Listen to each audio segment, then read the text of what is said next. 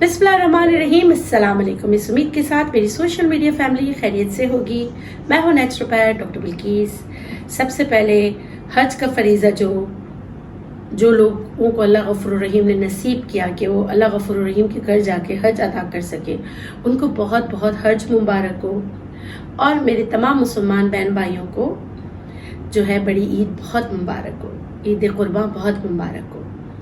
ईद कुर्बान के हवाले से कुछ टिप्स जो आपके घर में इमरजेंसी हो जाए तो क्या करना है। जैसे कुर्बानी के जानवर को ज़िबा करते हुए अल्लाह ना करे किसी का हाथ कट जाए या गोश्त साफ करते हुए हाथ कट जाए तो आप क्या करेंगे। उसके अलावा जो है घर में जो महक आ जाती है खून की जहाँ कुर्बानी होती है, तो उसके बाद आप क्या करेंगे, वो महक जो है जल्द अज जल्द चली जाए। और उसके अलावा मक्खियाँ बहुत आ जाती हैं, तो उससे कैसे निजात हासिल करें। कपड़ों पे खून के धब्बे आ जाते हैं तो उनको कैसे साफ करें। सबसे पहले शुरू करते हैं कि अगर कपड़ों पे खून के छींटे दाग आ जाते हैं तो सबसे पहले आप उनको निकालिए। घर में आपके होता है दूध, पहले तो साफ कर लीजिए, धो लीजिए। धोने के बाद दूध में भिगो दीजिए, खून के धब्बे फौरन साफ हो जाते हैं।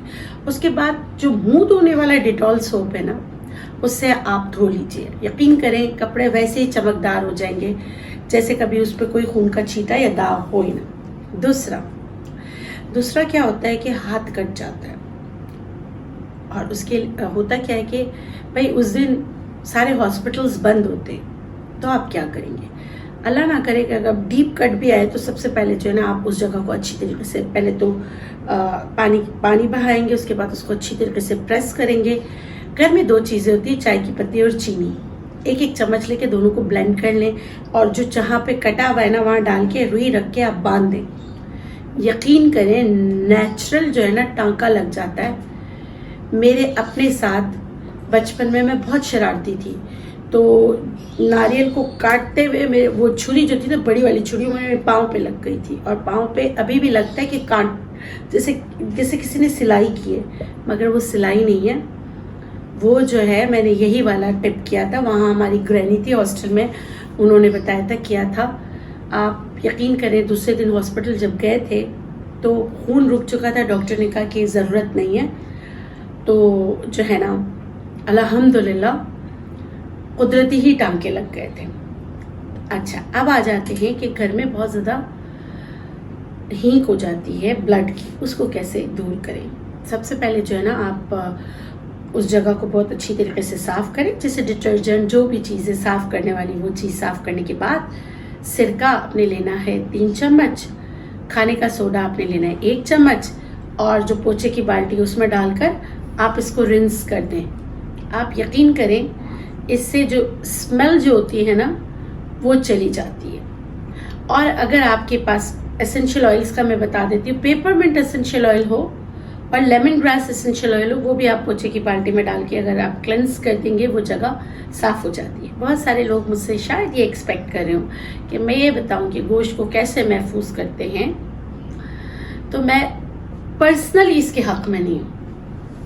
मुझे पता है जानवर में 3 हिस्से होते हैं, लेकिन मैं ये कहती हूँ कि बस आप अगर आप साहिब हैसियत हैं और आप कुर्बानी कर सकते हैं तो आप अपने उन बहन भाइयों में बांट दें जो कुर्बानी नहीं कर सकते, वो तो ज़्यादा अफजल होगा। लेकिन फिर भी कुछ लोग कहते हैं कि ना गोश्त को अगर अपने भी इस्तेमाल के लिए रखना है तो किस तरह रख सकते हैं। तो आप जो है गोश्त को अच्छी तरीके से धोकर साफ़ कर लीजिए। साफ़ करने के कुछ लोग कहते हैं कि नहीं धोना चाहिए, कुछ लोग कहते हैं धोना चाहिए। अगर मैं चित्राल में होती तो मैं आप लोग को कहती नहीं धोना चाहिए, लेकिन मैं कराची में हूँ, मैं कहूँगी धोने के बाद उसको अच्छी तरीके से सुखाएं।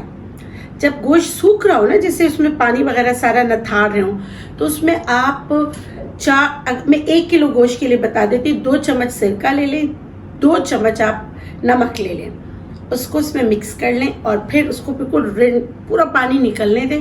उसके बाद आप रख लीजिए। गोश्त को वैसे रखने से अच्छा है कि आप अदरक लहसुन जिस तरह हम मिक्स करके चीज़ें रखते हैं वो उस तरह रख लें, तो गोश्त ज़्यादा महफूज रह सकते हैं। मगर लाइटों का आना जाना ये सारी चीज़ें होती हैं तो गोश्त को अगर पका के खा लिया जाए और बांट दिया जाए तो ज़्यादा बेहतर है। दूसरी चीज़ ये कि कुछ लोग कहते हैं कि जो है ना गोश्त को सुखा लिया जाए, तो कैसे सुखाते, तो जहाँ नमी होती है ना वहाँ गोश्त सूखता नहीं तो क्या करते थे, आमचूर डालकर सिरके में डुबाकर नमक लगाकर छोटे छोटे छोटे टुकड़े करके गोश्त सुखा लिया जाता था। लेकिन गोश्त में बिल्कुल भी पानी इतना एक नुक्ते बराबर भी ना हो तो बेहतर है। इस तरह आप गोश्त को जो है ना महफूज कर सकते हैं, सुखा सकते हैं। गलाने के लिए बहुत सारी चीज़ें होती हैं, लेकिन मैं आपको एक बात बताऊं, बीइंग अ नेचुरोपैथ, खरबूजे के बीज और खरबूजे के छिलके आजकल मिल रहे हैं, वो गोश्त गलाने के लिए बेहतरीन है, आप इस्तेमाल करके देखिएगा। तो ये थी छोटी छोटी टिप्स। उम्मीद करती हूँ कि ये टिप्स आपके काम आएंगी, और अगर आपके काम आए तो प्लीज़ आप मेरे चैनल को सब्सक्राइब कीजिए, और अगर आपको लगता है कि इन टिप्स की किसी और को ज़रूरत है तो प्लीज़ उनके साथ भी शेयर कीजिए। इसके साथ मुझे दीजिए इजाज़त, इंशाल्लाह फिर मिलेंगे एक नए वीडियो के साथ। जाते जाते आप लोगों के लिए ढेरों दुआएं, खुश रहें, शाद रहें, आबाद रहें, जिएं और जीने दें। अल्लाह निगहबान, अल्लाह हाफ़िज़।